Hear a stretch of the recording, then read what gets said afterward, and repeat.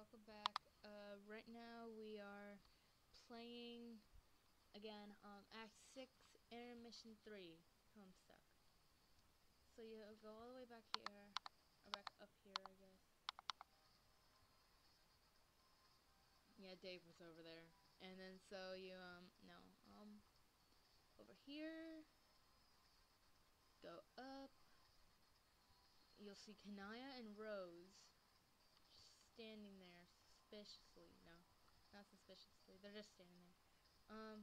So when you get the horse, basically you just go over here. Yeah, this is probably gonna take a while, I don't know.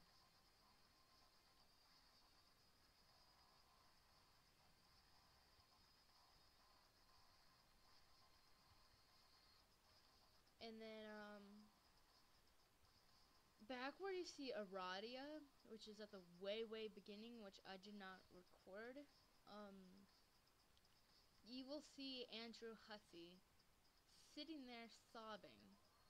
And he's sobbing about how he doesn't have a horse set. So you go over to him, and he's like, "Oh my god, you didn't. You did it. You did. You brought me a horse. Look at this glorious knotted up horse hitcher. This is the most amazing present I've ever received. I will cherish it forever." So, hey, do you come here often? Oh my god. Well, a deal's a deal. I am now at your command. Why? Why did I have to bring this idiot that horse hitcher? Okay, yeah, I gave her an Australian accent. I love that. Okay. So I'm gonna, do some voice acting on here too, see if you like it, bros. Okay, bro. Yeah, that's like too low right there. Okay, we are not going to talk to Rania because I don't know what she would most likely sound like. People say I sound like Rose, and I can probably try and voice Kanaya. I don't know if I can though. I tried voice acting Nepeta and Feferi. I can do Nepeta and Feferi. I have tried Fefeta. She's kind of hard. Being a sprite and all, you have to yeah.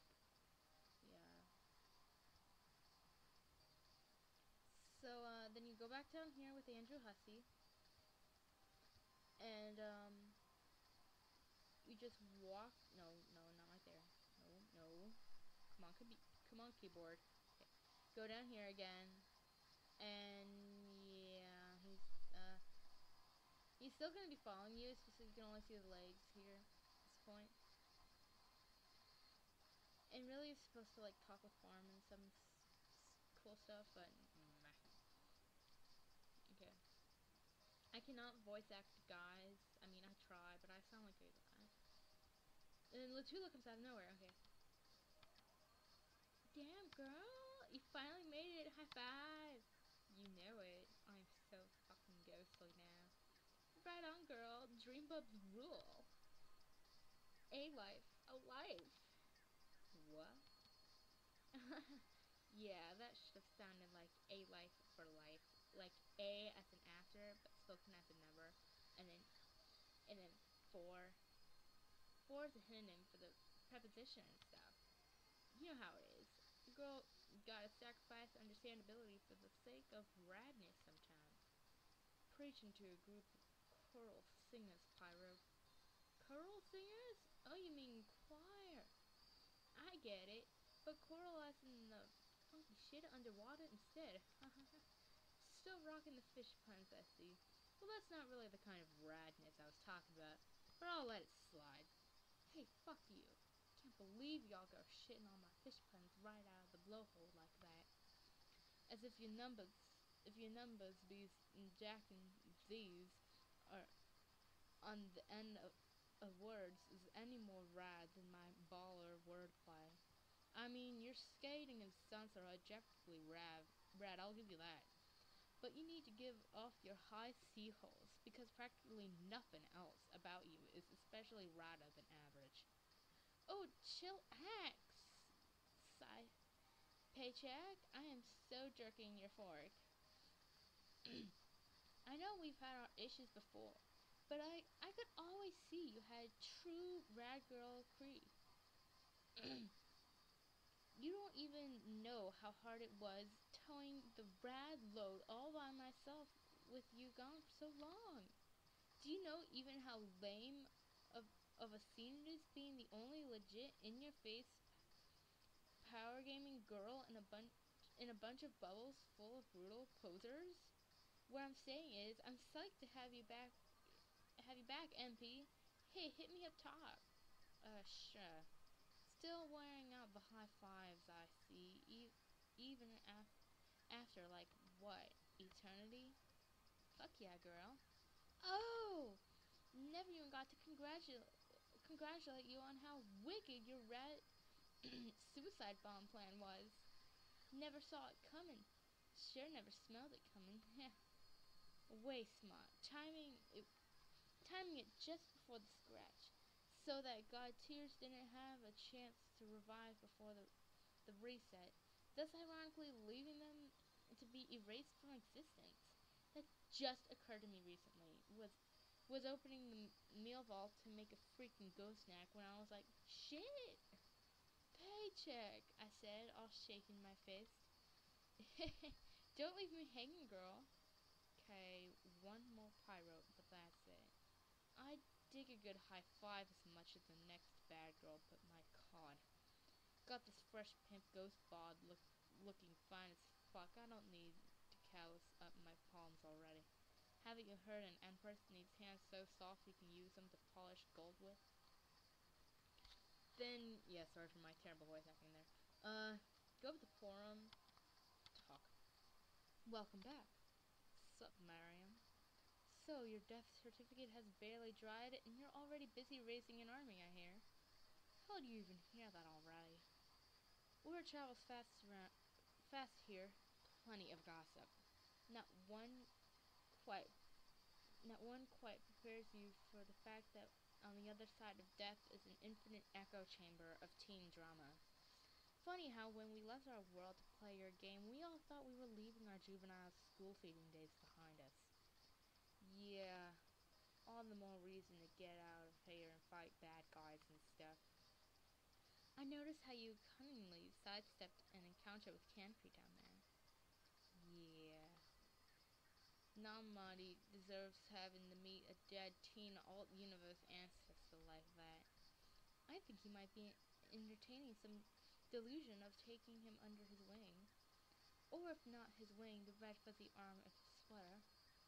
What is it with that ugly thing anyway? I made it for him, actually. For one thing, I got tired of looking at his stupid hiked up pants, which he refuses to change, ever. Seriously, did you ever see him wearing anything else? Ha, no. So unfashionable. Also, he was always shivering. It gets kind of chilly out here, and he just wouldn't stop. Not that I minded too much, but he just has this way of making such vocal and ostentatious displays of suffering, like it's some kind of righteous state of being. It gets difficult for everyone to endure, especially after eons, hence his name, I guess. Wait, nickname? If there's some new dig on Vantis, I need to know about it pronto. The insufferable. Oh, fuck yes, high five. Wait, forget it, my hands are still sore from Latula. Bitch slaps hard. Oh, I know. You do? Wait, that is sounding officially like Inuito. You and her are even, huh? I was under the impression you didn't come here to start trading gossip. Whoa, you're right. Almost forgot to not be glubbing a fuck. I apologize for prying into your ROM life. That was so shrimpudent of me. It's alright. It's not like I have many well-kept secrets. Come visit me anytime. We'll get you all caught up on exactly who's been seen passing through the well-greased revolving doors to my quadrants. Okay. So, you basically just go over to Forum and be Forum. Then you go to the bubble, and it says, it's a little dream bubble containing one of your memories. You look inside. The memory is from right here on Prospect. You spent a great deal of time there during the long sweeps of your session. You remember this little precipice well. But wasn't there a staircase here? You are almost positive there were stairs. So yay, there's stairs. Okay. And then so go over here. You can actually be Latula, but I'm gonna wait for that. Well, what the heck? Okay. So let's go down here. Talk to Canny real quick. Yeah, I call him Canny. Okay.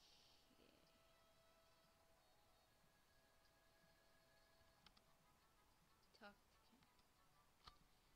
Canny, leave this poor kid alone. I'd appreciate it if you wouldn't call me that. We've talked about this.